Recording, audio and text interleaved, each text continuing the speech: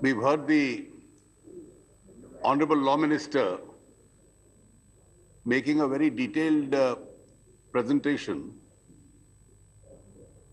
on the proposed constitution amendment, wherein he seeks to now change the present system where the power of consultation in the constitution vested in the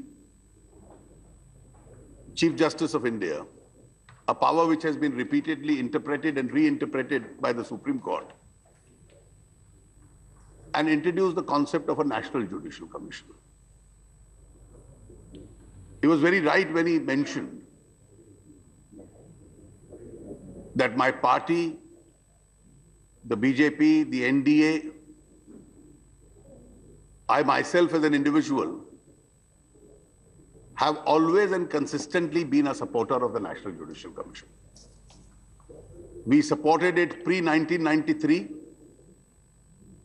We have supported it through all these stages. And when we were in government, he's very right that I did introduce the bill. We've been consistent. He's a recent convert. He was fair enough to admit that he wants to change his opinion from what was argued in the 1993 case judgment, which is fair enough. It's quite possible for views to evolve. He today found virtues in Justice Venkatachalaya's committee, which was constituted to review the functioning of India's constitution. This was set up in the year 2000. It had many eminent people. Chief Justice Venkatachalaya headed it. People from across the board, different views, opinions. And they came out with a report which had a very high level of scholarship and wisdom behind it. One of the members of the committee is a distinguished nominated member of this Honorable House. Even about the commission, I must say the Honorable Law Minister has now changed his opinion. Because when we set up the Justice Venkatachalaya committee, we were told that you are trying to erase the memory of Dr. Ambedkar. And therefore, the party to which he belongs decided to boycott the functioning of that committee. Today, the Law Minister, I'm glad that history vindicates what the NDA government did, has decided to quote extensively and rely upon the wisdom of the Justice Venkatachalaya committee. While we were consistently in favor of the National Judicial Commission, the Congress party was never.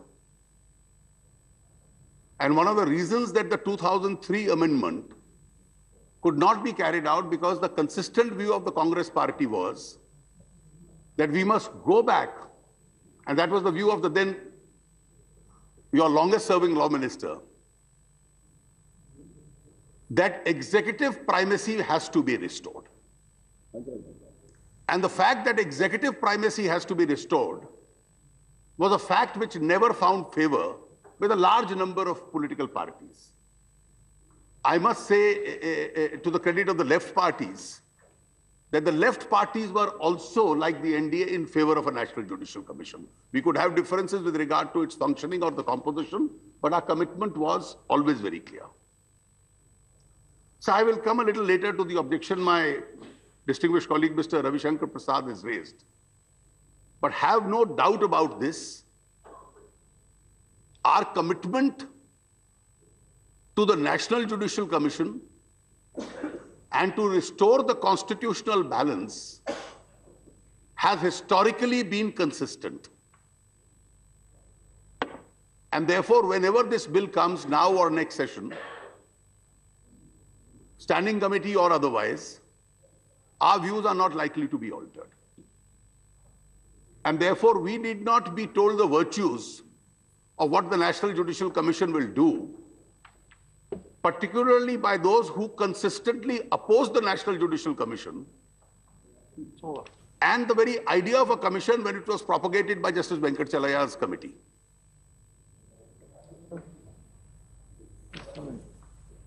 So while we are discussing this very monumental piece of legislation, because we are going to rework and rewrite a provision in the Constitution, that's the proposal, I think we owe it to both the country and history to explain why we are doing it. The Honorable Law Minister has made a very detailed and a very competent presentation. I just wish to add a few observations to this. What is it which is our principal object? Our principal object is threefold. First, that India must have a completely independent and fearless judiciary. Under no circumstances is this country going to compromise with the basic tenets of independence of judiciary. The second, unlike many other constitutional systems in the world, the power of judicial review with our courts, what was vested in them and the way it has evolved, is extremely wide.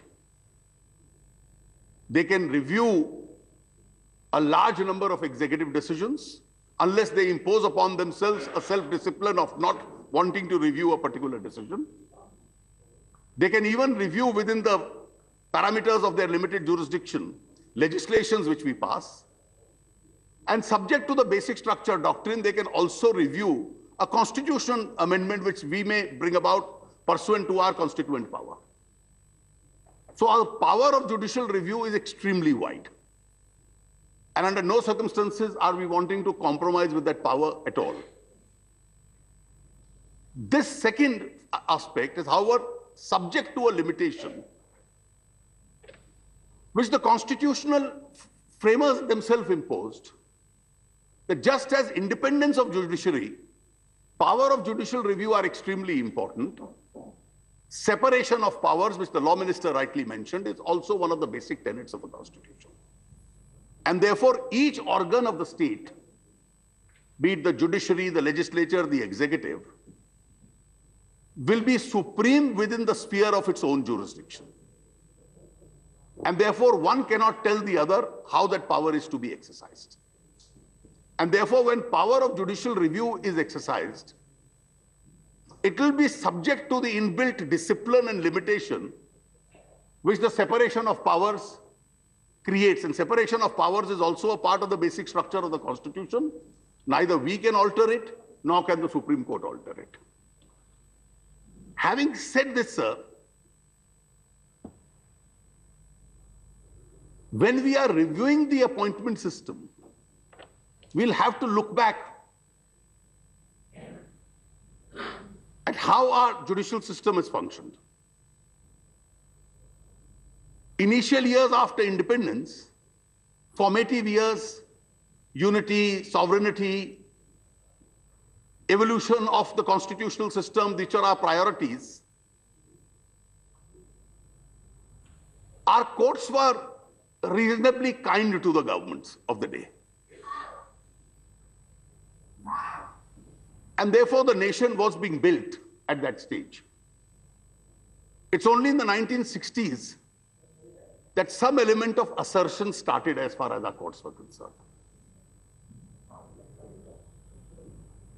The executive government found it extremely difficult to accept that assertion.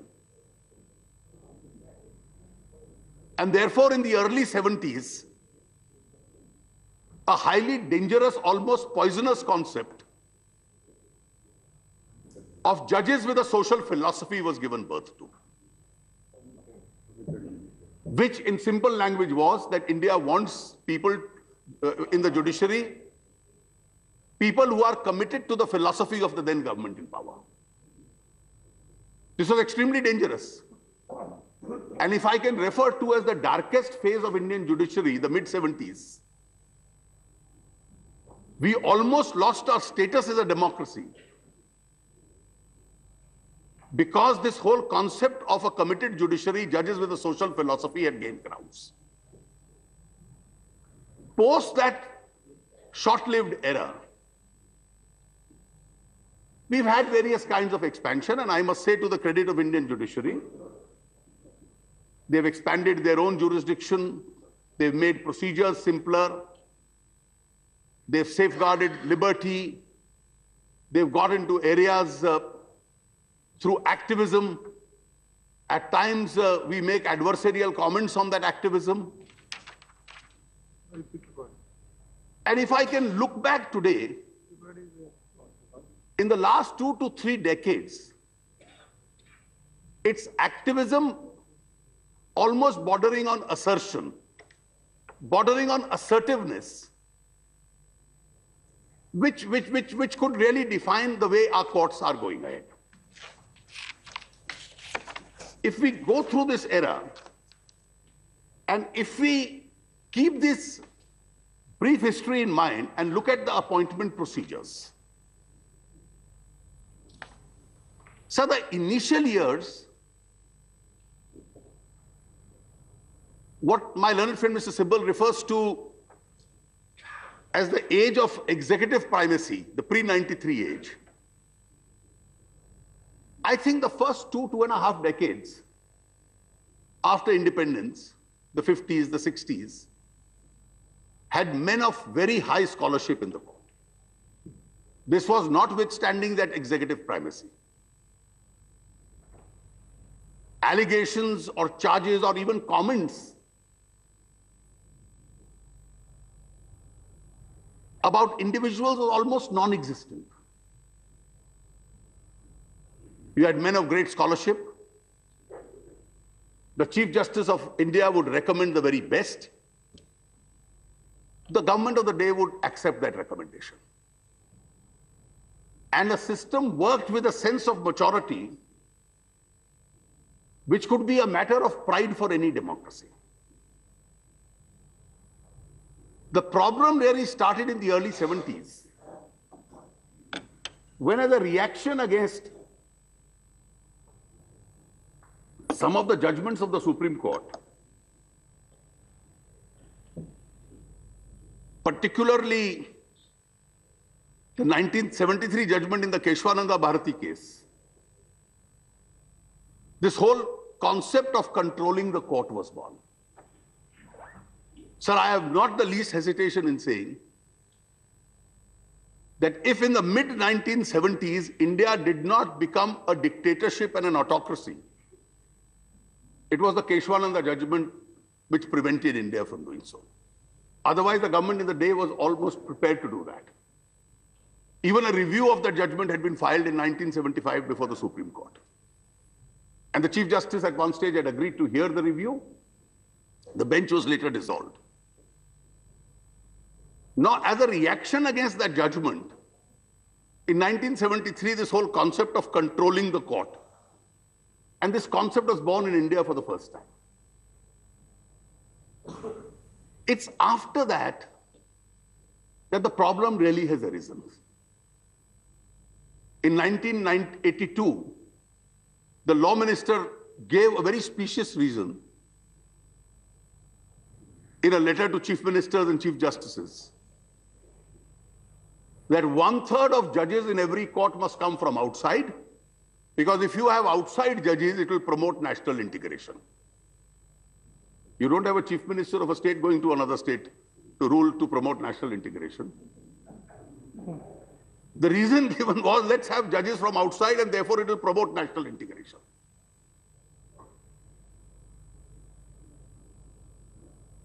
The court, by a split verdict, 4-3, said the last word belongs to the executive. And therefore, if this country has seen appointments which were lacking in quality, it was post the 1982 judgment. The executive had the last word, and therefore the executive started playing an important role. High courts, particularly across the country, were flooded with such appointments. Why did in 1993, in the Advocates on Record case, did the Supreme Court decide to say that consultation of the Chief Justice of India will actually mean a binding consultation on the government? You can send it back once. Because they said that the word consultation has to be interpreted in the constitutional context. And the constitutional context is that independence of judiciary has to be maintained. And the judges know the lawyers who appear before them. They know the quality of judges in the subordinate courts and in the high courts. And therefore, their assessment is the last word, their assessment is the best. And therefore, in the constitutional context, we'll give the word consultation a meaning which is a little distinct from the meaning the dictionary gives it. And therefore, they made it a binding consultation or a near binding consultation. I do believe, sir, that if this case had been argued in the 50s and the 60s, the word consultation would have got the dictionary meaning. It got a different meaning because the men who were writing the judgment at that time could see in front of them what was happening in the 1980s. And therefore, they decided in order to safeguard the system, an activist approach is required, and too much of executive interference in the matter of appointment of judges can actually play havoc with the whole concept of independence of judiciary, because the seed of the very idea of controlling the court had been born in 1973, if not earlier. But the 1993 judgment, when Mr. Sibal pointed out some of the problems which exist today, the 1993 judgment created another issue. He was concerned with the executive being bypassed almost entirely or substantially. It vested too much power in one individual. And that was the Chief Justice of India. What if the likes, dislikes, assessments, the judgment about individuals of the Chief Justice of India itself was faulty? Could the system could rely too much on the judgment and assessment of one individual? And we saw in that brief phase almost absolute power in the Chief Justice of India, and a fact which was being resented even by his colleagues. And the trigger, therefore, for the 1998 reference was that the Chief Justice could disregard the views of his court, he could disregard the consultation of his senior colleagues, and impose his own whims in terms of appointment to the highest court of the country. And therefore, in a more structured manner,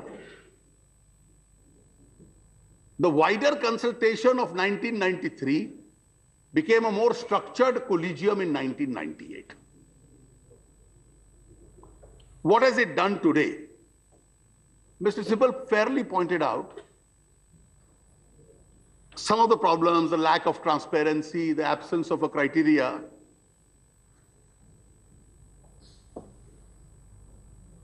Let me point out a few more problems which have arisen.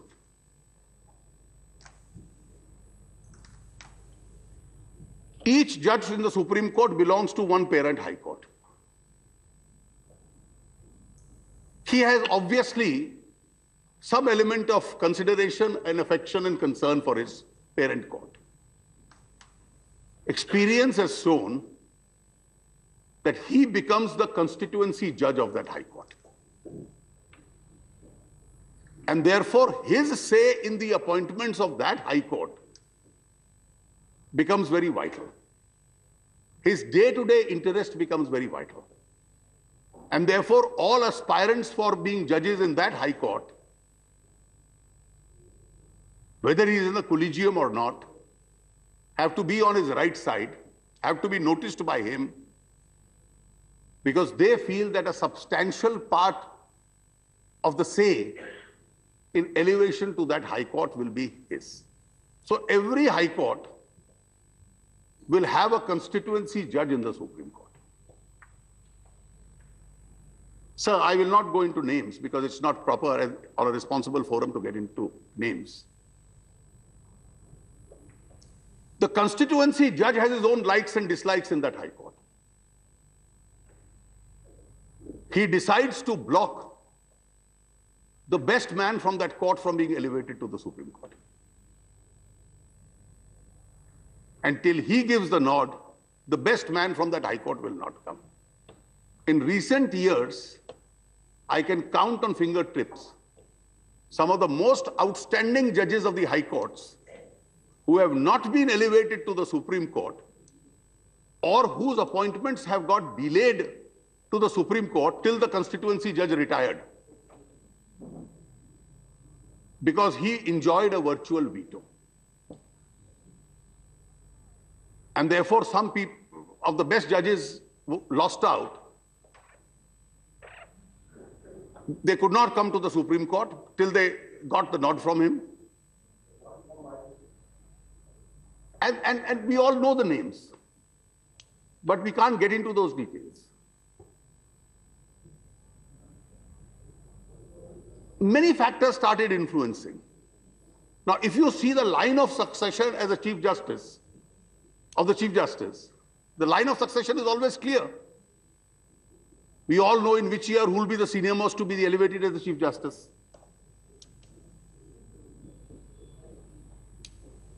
People have started planning their careers,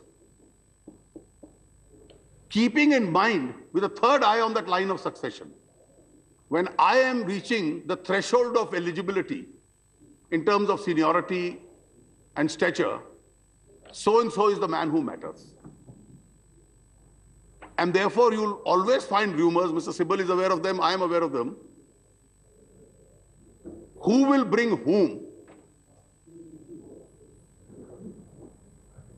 is also a subject matter of an assessment. What is happening in the high courts? So in the high courts, you have a collegium of 3.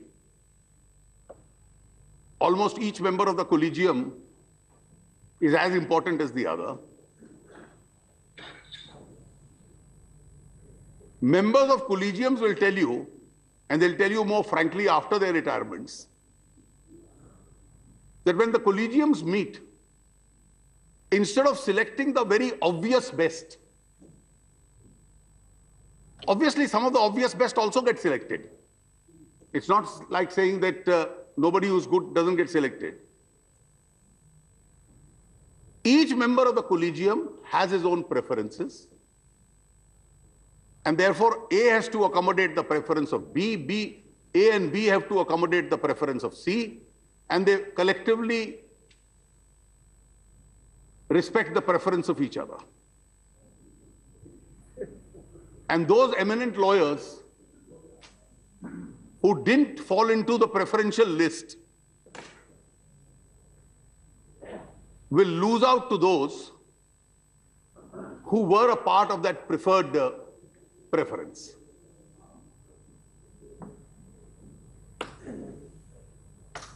Now, the collegium system,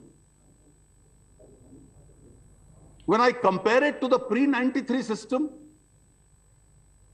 I have not the least doubt in saying that we should not even ever think or dream of going back to pre-93. We don't live in a country where quality of politics is also ideal. I'm sure Mr. Sibal must be meeting a large number of people recommended by his party members. And that's a problem every law minister has to follow. Now that you've got a chance, please make sure that your party members are pushed to become judges. If you go back to pre-93, you'll see what happened in the 80s will start happening again. And that's an issue that we have to guard against. We went back to the collegium system, we evolved the collegium system, a collegium is as good as the members of that collegium. Of course, if the members of the collegium are extraordinary members of very high caliber and great objectivity, these aberrations I have pointed out will not take place. But if that is not the case, then you'll certainly find the impact of all this taking place. What is the larger impact which has taken place? And I refer to a point which I think my learned friend Mr. Sibal would agree with, but which probably bypassed his attention, or he didn't want to refer to it as a sitting minister in the government. The creation of this alternative system simultaneously has disturbed one of those three principal objectives that I pointed out: separation of powers. So if we look back at that era and broadly say, when was the court more conventional? When was it conservative? When has it been a very activist court? So judicial activism is welcome. But activism and restraint are two sides of the same coin. An absolute authority in the matter of appointment, an absolute authority in the matter of writing judgments. A single judge of the High Court can be corrected by a division bench. The division bench can be corrected by the Supreme Court.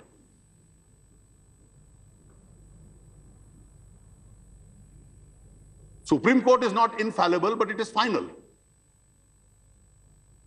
Above the Supreme Court, it's only God, and God doesn't correct judgments. He only sits in the final judgment at a much later stage. Can be punished also. And therefore, we are living in an age where their view is final. And what does finality mean?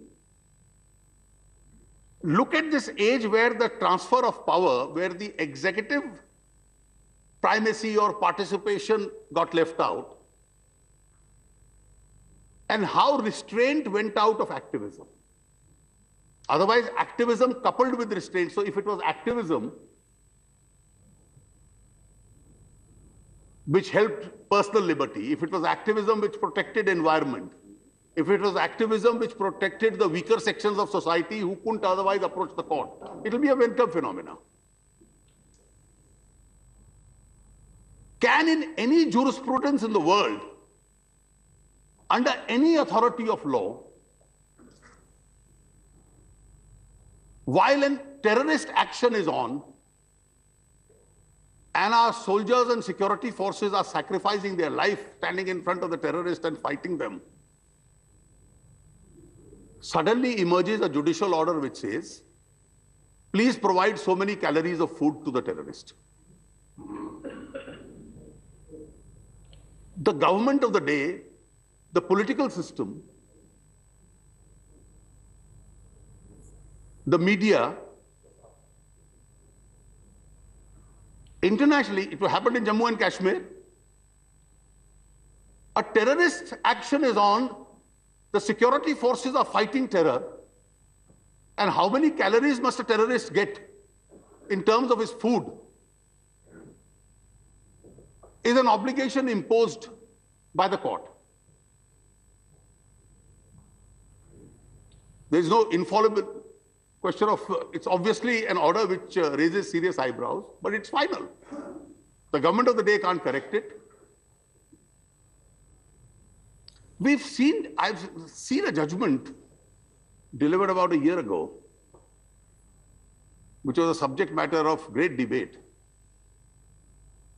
where economic liberalization post-1991,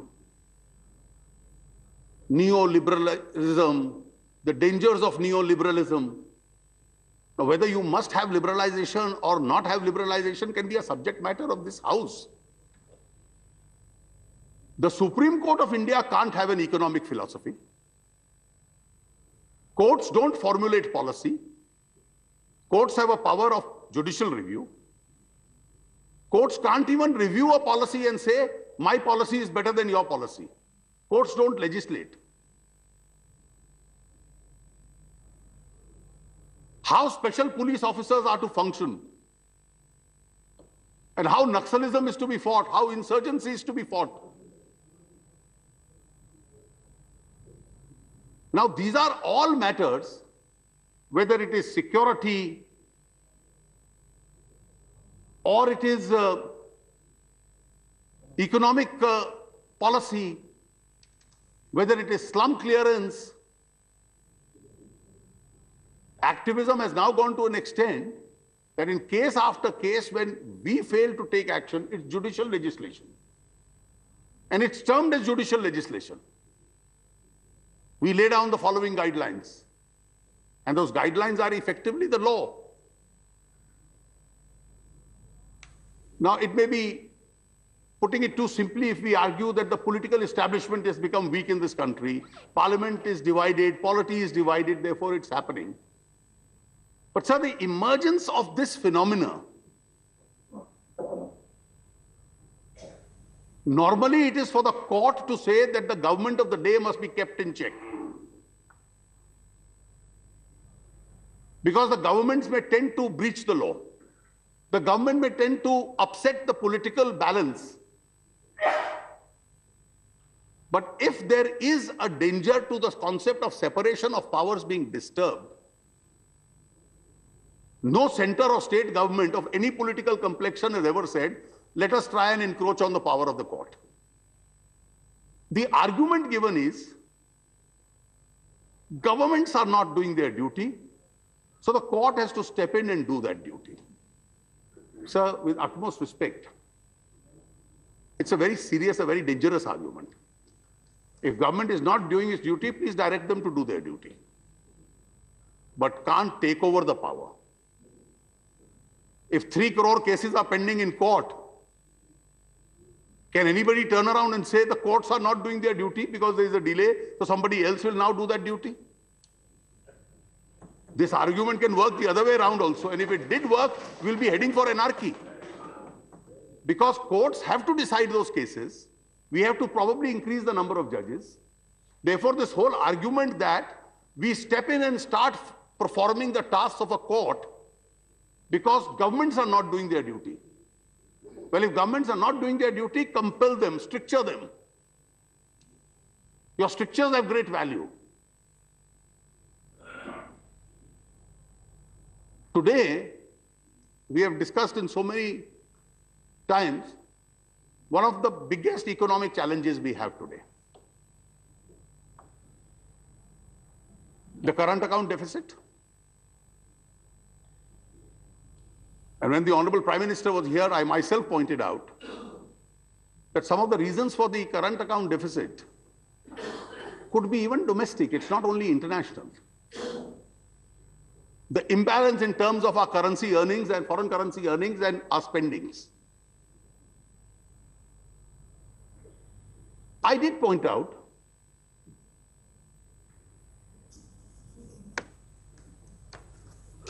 our excessive imports of coal, because we mismanaged the coal economy. We ourselves in the political system are to be blamed for it. But then I spoke also in terms of iron ore imports. They were a foreign exchange earner. Export. I'm sorry, iron exports. How do I criticize the government of the day or state governments? People may have erred. Those who have erred should be arrested, should be prosecuted. Till such time we get a clearance from the court that $10 billion imbalance created by lack of iron ore exports cannot take place. There is a complete stay. And each one of these orders, whether it was our own mismanagement of the coal economy or the issue of exports, is contributing to the current account deficit, and the current account deficit has taken your dollar rupee parity to where it is today. The level of responsibility, accountability, and answerability is of the government. Courts write judgments, they are not answerable.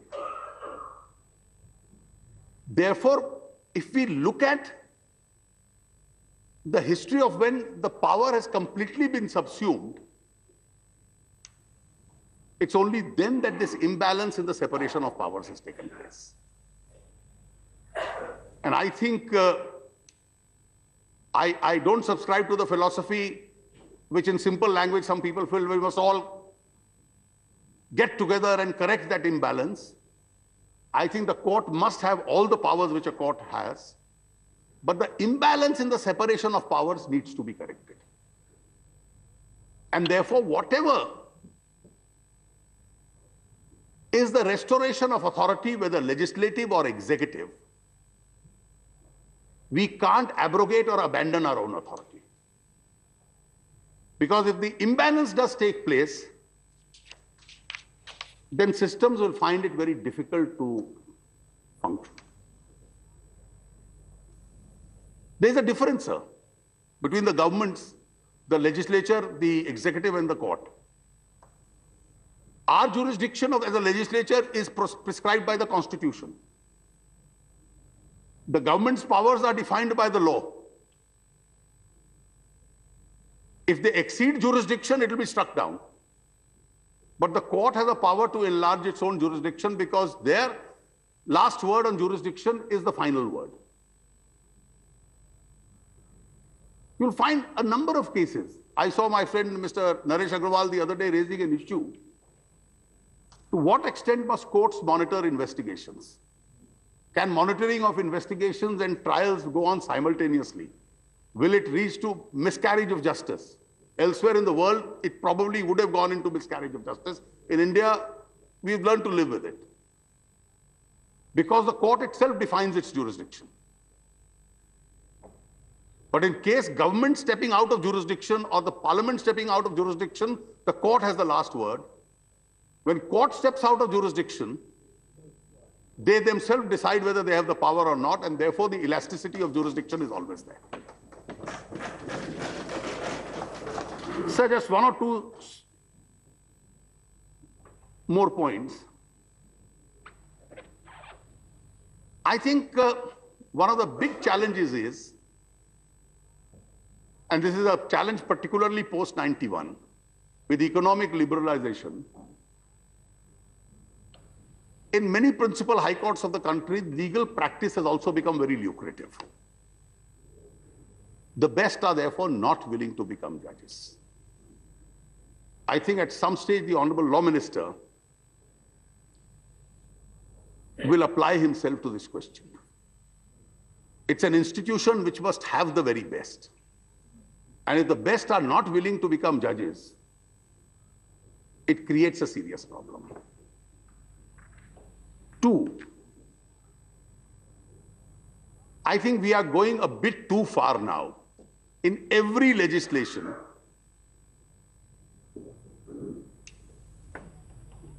in creating post-retirement avenues for judges. There is a proposal you want to increase the age. Please do it, but with a condition.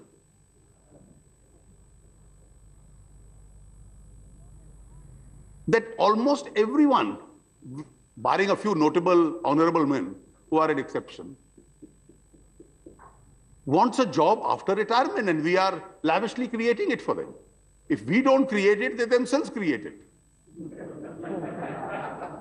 I'm glad the Supreme Court has reviewed its verdict saying every member of the CIC must be a judge, retired. And a bungalow in Delhi. You have a situation where what should be the fees of a college is an accounting method, is an accounting concept. The Supreme Court by a judicial order said fees of medical colleges and engineering colleges must be fixed by retired judges. And then said in every state we've created 2 more jobs. I think this whole temptation of continuing to occupy a Lutyens' bungalow is a very serious temptation. And therefore, kindly review that unless it's absolutely essential, either some of these tribunals must be subsumed into the judicial setup, pay the judges who have retired and retired judges a pension equal to their last drawn pay. Because the danger is greater, the desire of a post-retirement job influences pre-retirement judgments.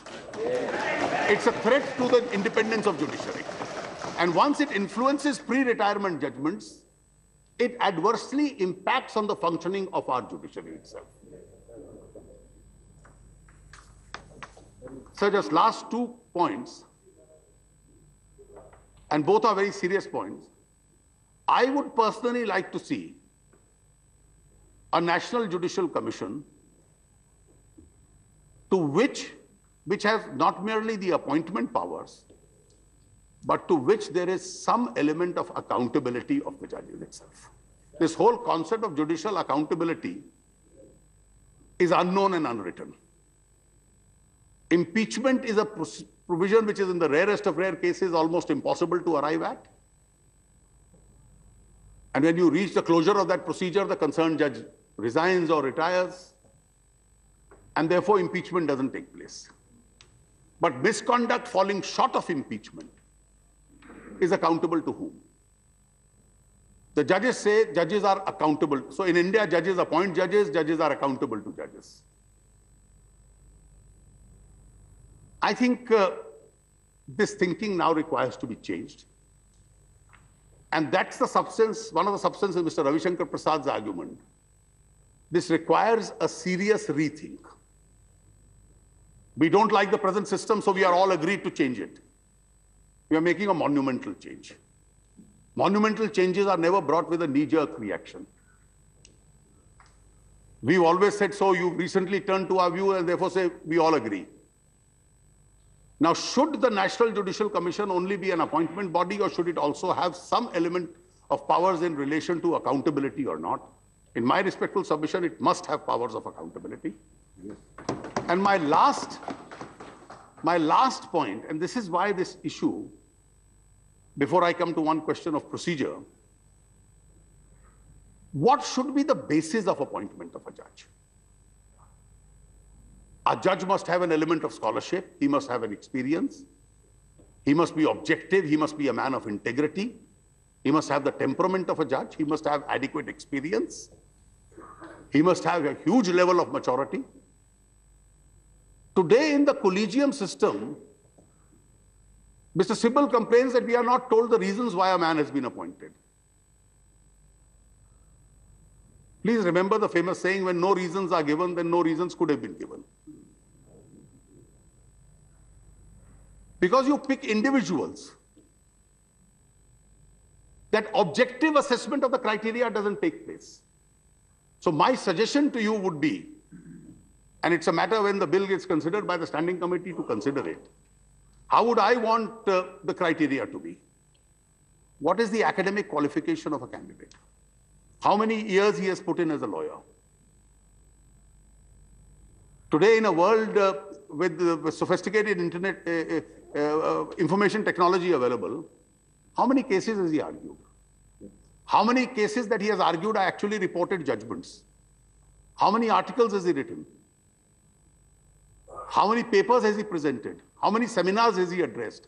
How many juniors has he trained? What's his level of income? I'm just suggesting a few off the cuff. There could be 20 objective criteria which the collegium will have to consider when the biodata of each individual comes up. Impressionistic assessment is what takes place today. It has to be replaced by an element of objectivity. A threshold limit is required for any job in government. There is no threshold criteria for you to become a judge except the number of years that you have practiced in and what's your age. Therefore, unless the commission has strict guidelines that these are the objective criteria on which judges will be appointed. This element of subjectivity in the present system will not be replaced with objectivity.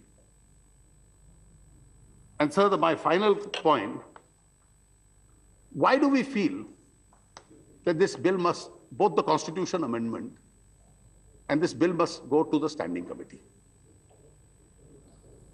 Mr. Prasad has said that it's a monumental piece of legislation. I assure you on behalf of my party that whether it comes up on the first day of the next session or otherwise, we are in support of this very concept. I'm sure the Standing Committee will get an opportunity to hear various stakeholders, judges, chief justices of former chief justices, lawyers, bar associations, bar councils. Let everybody give their viewpoint. Let litigants give their viewpoint. Give your report, take it up on the first day of the next session, and take up both simultaneously.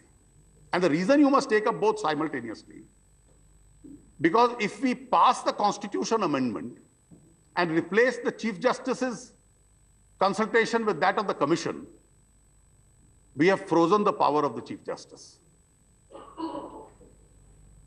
subject to assent of the half the assemblies. In this era of present politics we are going through, assuming an election intervenes and the Commission is not created, what will be the situation? You may be sure of the stability of your government, we are not. Assuming your bill gets delayed for some reason and it's not done in 1 month or 2 months, you have taken the power away from the Supreme Court by way of Constitution amendment. You have not created an alternative system. Constitutional hiatus should never be created by the legislature. And therefore, please ask the Standing Committee, it is chaired by an eminent congressman, to give a recommendation within 4 or 6 weeks. We are in September, the next session is in November. Take it up on the very first day and pass the two together. But the very nature of these two bills is so interlinked and interconnected. Whether power of accountability is to be given to the Commission or not, or power of only appointments is to be given, is an issue which is required to be taken up by the Standing Committee after hearing people, and therefore both of these matters are so intrinsically linked, they must come together. My party today and on any later day will support both these bills, subject to whatever minor variations are suggested by the Standing Committee. But please, this requires consultation. This doesn't require a knee-jerk reaction, which we are adopting today. Thank you. Thank you. Let us have 1 hour lunch break. Yes, House adjourned for 1 hour.